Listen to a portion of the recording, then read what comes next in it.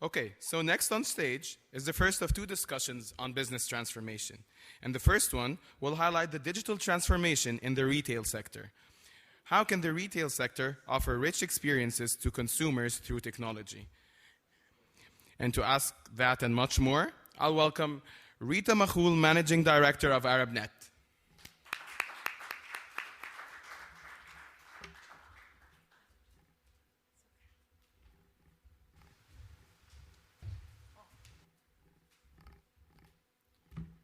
Hi, is this on? Yeah. In this session, I'll be interviewing one of the region's leading retailers.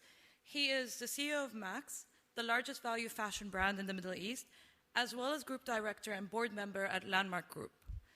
Please help me welcome Mr. Ramanathan Hariharan. And I do apologize if that pronunciation didn't come out right. I think you did it well. Thank you.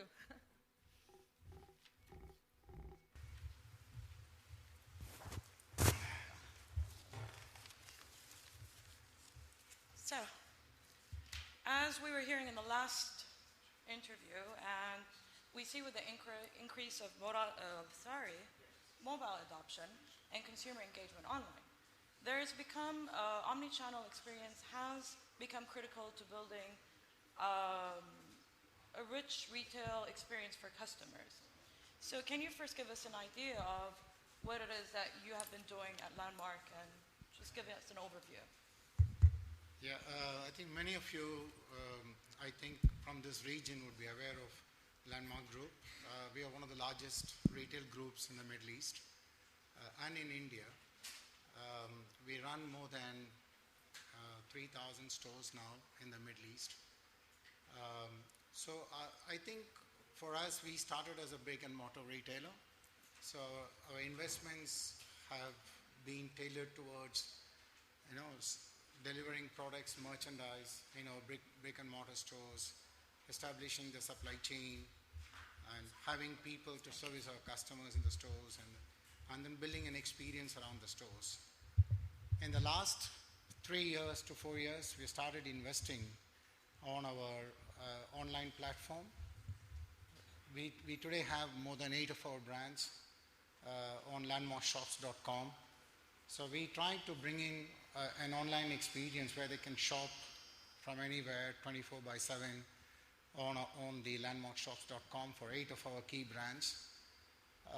This investment would mean that we needed to set up a separate web team. So we had to bring in the technology in-house. We need to bring in the experience of creating the operational capability for servicing customers or shopping online. The experience of getting the businesses to think online technology as an enabler as well as a driver of our businesses. So it's been a huge change for us in the last 3-4 years to try and integrate technology into our businesses. Okay, and how are consumers been responding to it? I think we have had very good response from our customers. Today we can say that for the 8 brands in the UAE territory where we have gone with our online portals and online shopping for our customers, we are today averaging about 1.5% of our brick and mortar sales. I mean, that 1.5% of our brick and mortar sales. I don't think we can actually look at online independent of the offline sales, because a lot of sales that's today happening in the physical stores, those sales are being initiated through research on the online. Customers do want to understand a brand. Customers do want to understand the offer and the ranges, by researching on the online and then going into the stores to make their purchase decisions. But a lot of it is being enabled through the research that happens on the online. So I think we look at it as a complementary thing. It's sort of a channel which has to come together, whether it's online and offline. They have to come together rather than online or offline. But that's not the way we are looking at it. And like you said, there's a lot of people, they walk into the store, they see the products, they leave, they go home, they go online. They might end up ordering the product from online, or they might come back to the store. how can companies such as Landmark track that journey? Oh, this is a long way off. I mean, today, we don't have so much of advanced technology today. I think Google has made some initial sort of, steps in terms of what they call the store visit metrics, where they, research the people who have seen the ads on the online and then understanding the impact, the online impact on the offline, and then trying to combine the technologies of ad viewing and mapping technologies to try and understand how do we track this journey. But I think still it's a long way for us. Today we do not have a technology which sort of tracks and maps this customer journey in a way that we could actually understand and analyze the impact. But I'm sure that in the next, say, 1 to 2 years, these technologies are developing, and then they should be able to, sort of help us, in trying to track the journeys, from where it started, what has been the response, how many customers came into the stores, how many actually bought, how many dropped out, and even to go back and check what their behaviors as they go back, where did they go and shop, right? If they went and shopped on an online portal of a different competitor or a retailer, we should be able to track even that in terms of where the customers have gone and shopped. Right. You've introduced the Omnichannel strategy back in 2014, if I'm correct? Actually, our Omnichannel strategy is in the making, because initially we had to do a strategy of building our online platforms. In the recent past, we have started looking at areas where we could bring in an omnichannel experience to our customer. The returns via store is one of the key omnichannel initiative that we are driving. Okay. Having said that, we still have a long way to go, because we have to do an instant refund to the customer and allow the customer to encash it in our stores. Or even we have to move towards saying that customers could shop online, come to the store, pick their merchandise, or in a way that they come to the store and we have to introduce these endless aisles concepts. And so this brings me to, what are the challenges you've been facing? I think the biggest challenge in any of these transformations is, traditionally we are a brick and mortar retailer. I mean, that's our DNA. That's the DNA of the organization. But then having said that, we have to now, there's a big mindset shift which is required, mindset change which is required, to be able to look at both the online and the offline as complementary channels, to be able to bring the team together. Like, for example, any strategies that we do today would need a strategy that works both on online and offline, right? And which can integrate seamlessly. So our biggest challenge is we have to continuously build these bridges between the online and the offline and make it as seamless as possible. We need an organization which is channel agnostic, and to be able to sort of bring these two channels together. We need to build a mindset where the people in the stores also encourages the customers to shop offline, to shop online while they are servicing them in the offline stores, in a way that they do not think that it just takes the sales away from their stores. It's not the way that they should think.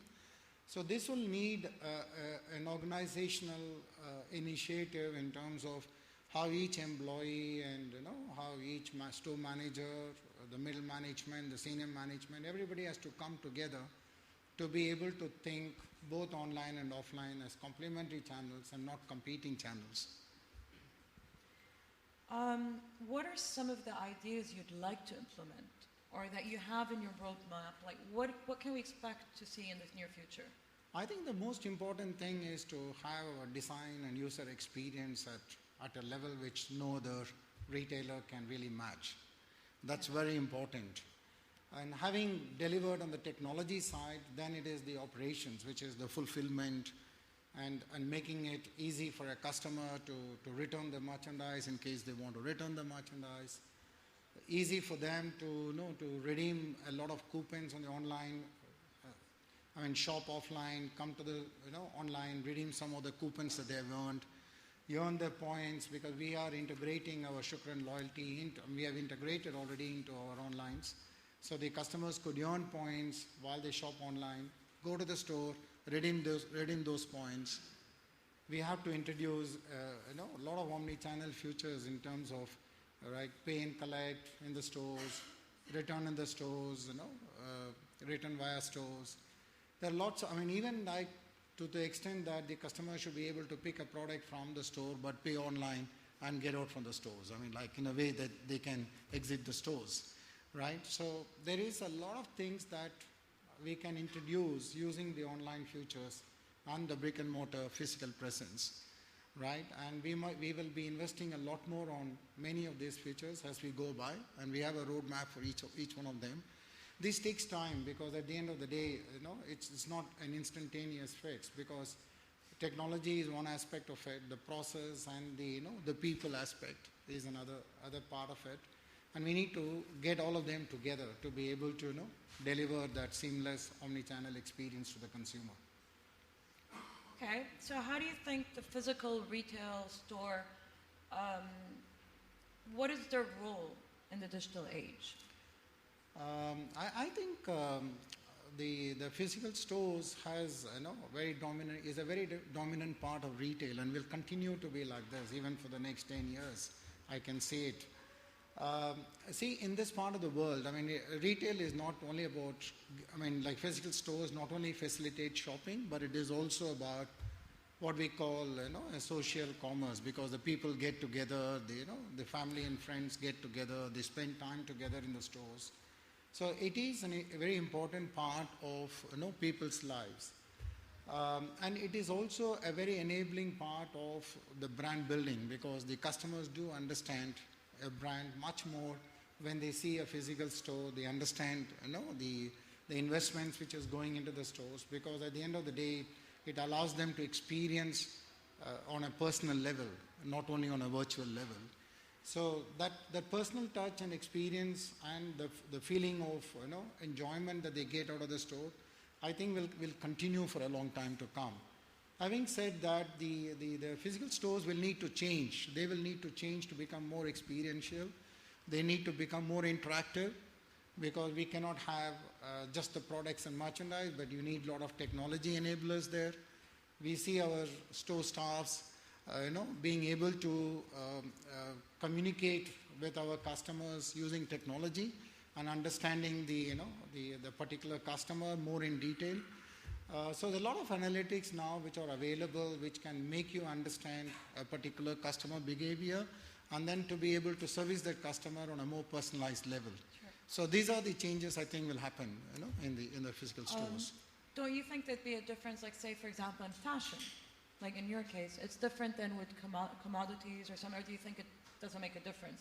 Like I know from myself, for example, when you walk into a fashion store, there's that experience of touching the fabric, feeling it, seeing it, different than electronic. Is this something that you see? Is it something that you consider when you're looking at online?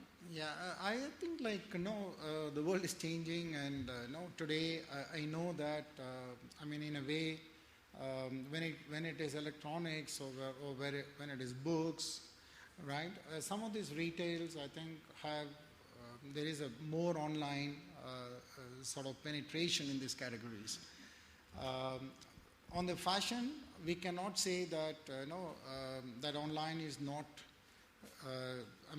Online growth in fashion is much higher than the growth in the physical stores, at least in the developed world, whether it's in the US or in the Europe or in UK.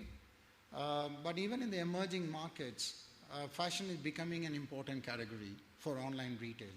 More from the research point of view, maybe not necessary from the conversion point of view.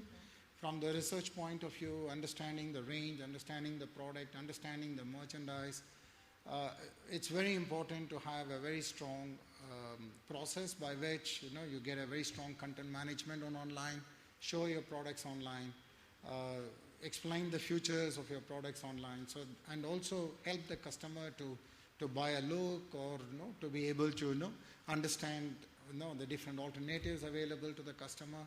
So I think for me, online is not only about converting a customer into a transaction and a sale, it's also providing them an experience which starts from an online and then possibly sometimes concludes in the physical stores. How about mobile? I want to at least touch a brief point on mobile as well. What's the power of mobile in the consumer's journey? Have you seen transactions through mobile or anything? Is there any stats that you can share with us on that? I think mobile is definitely the powerful sort of device through which we reach out to the customers, we engage with our customers. I think today almost 60% of our traffic on our online portal landmarkshops.com comes through mobile. Okay. So that's a very dominant traffic generator for us. In terms of transactions, I think we get about 35% of our transactions through the mobile device. But I must say that a lot of the research may take on the mobile, but sometimes the customer may then go back and then relax at home on a desktop and then buy using their desktops. Right. And then when it comes to the native apps on the mobile, that's a very important part of our old technology interface with our customers, because in the native app we have seen that the conversions are almost twice that of non-app conversions. Okay. Okay. Are you fine with taking some Q&As, some questions? Yeah, if there is something which I can answer, I will, but if I don't know, I'll say I'll take some time and come back.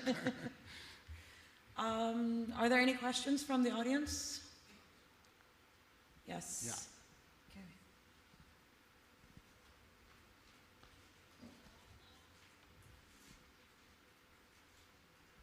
Okay. Thank you very much. Very insightful information. I would like to ask a question. It took Landmark too long to get online. And what are your next steps, especially with markets such as Saudi Arabia, where is the biggest, I believe, buying power are there? And another follow-on question, which part of the value chain that you are comfortable outsourcing? What I've noticed from your speech is most of the work or all of it are done internally by Landmark team or the web team, as you mentioned. Yeah. Is there any part of in the value chain you are planning to outsource to expand your operations? That's the question. I think in terms of market penetration, definitely Saudi Arabia is a very important market for us. Even in terms of the number of transactions that we generate in Saudi Arabia, the number of customers that we service, it's the largest and the biggest market for Landmark Group.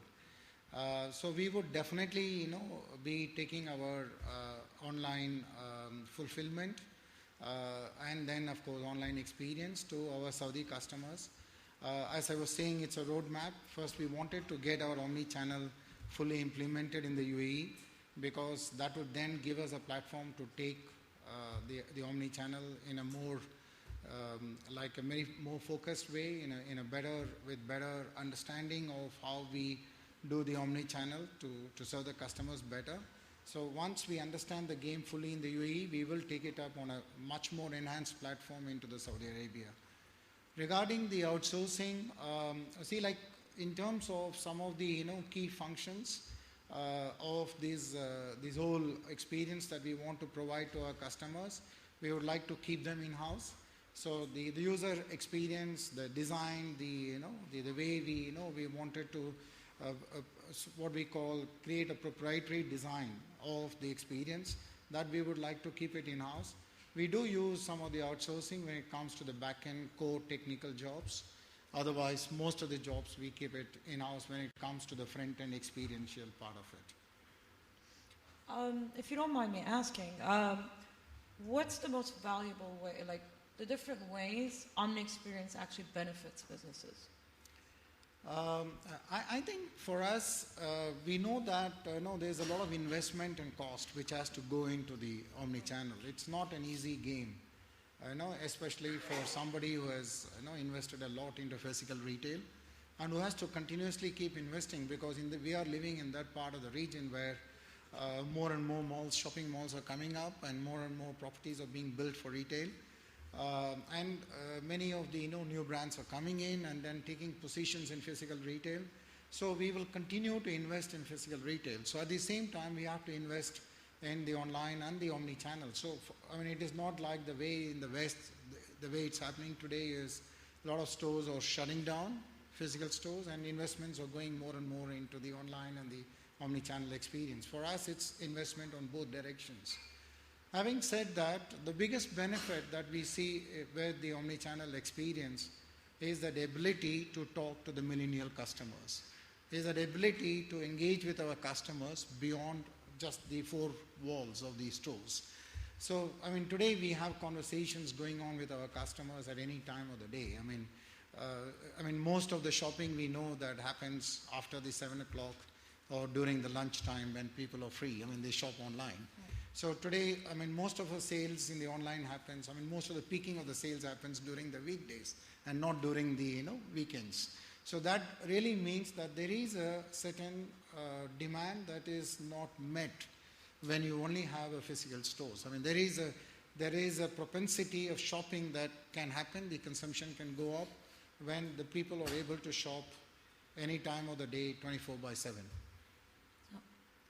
Any more questions from the audience? Well, what kind of tips can you give other retailers? Like people are now considering of going like brick and mortar companies who are planning on going online. What would be some key tips you can give for them? Yeah, I think we are also learning, definitely, and there will be a lot of cross-learning possible, right? The only thing I would like to say is don't create two channels.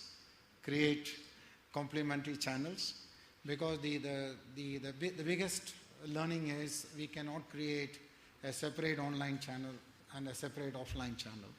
We need to bring them together. We need to have teams which complement, both these together.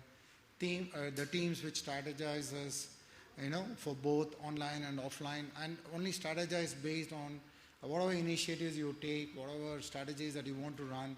It must be capable of running both online and offline to leverage those strategies to the fullest extent. Excellent. Thank you very much for being with us today. I want to thank you for all your insights, and I guess that's it. It's a good note to end on. All right. Thank you. Thank you very much. Thank you.